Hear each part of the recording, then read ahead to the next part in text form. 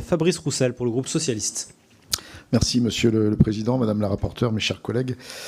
Alors que se tient actuellement la conférence Ambition France Transport, les attentes évidemment restent très fortes concernant le secteur des mobilités. Ça a été dit, premier émetteur de gaz à effet de serre en France, 33%, contre 25% à l'échelle européenne. C'est ce que rappelle ma collègue Marietta Karamanli dans son rapport que nous examinons aujourd'hui, et je tiens évidemment à saluer l'important travail réalisé.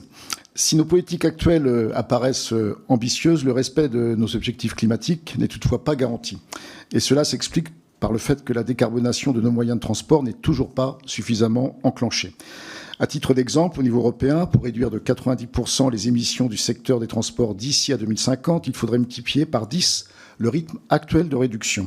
C'est irréaliste dans l'état actuel car nos infrastructures et nos usages ne sont pas prêts. La technologie à elle seule ne va pas sauver le climat, il faut aussi agir sur les comportements. Pour rendre la transition écologique acceptable et efficace, il faut comprendre les modes de vie et les besoins de mobilité de chacun.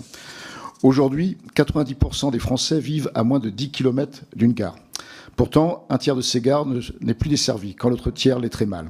C'est pourquoi nous, socialistes apparentés, nous avons demandé à l'État de s'engager sur un plan d'investissement de 50 milliards d'euros sur 15 ans pour relancer le ferroviaire d'ici 2040. Dans cette optique, il est également crucial de combiner la rouverture des gares avec le développement des services express régionaux. C'est l'une de vos recommandations. Pour faciliter et fluidifier l'accès aux services publics, mais aussi aux zones d'activité économique.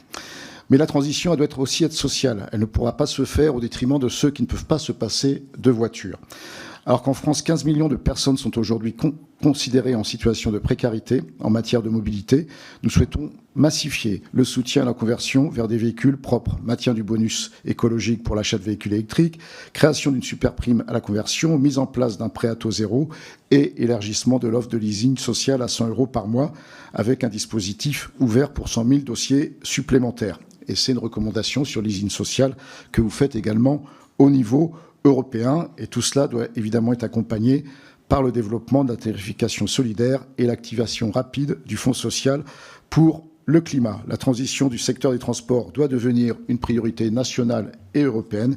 Et nous espérons que le gouvernement et les instances européennes pourront s'approprier les recommandations que vous formulez dans votre rapport. Merci, monsieur le député.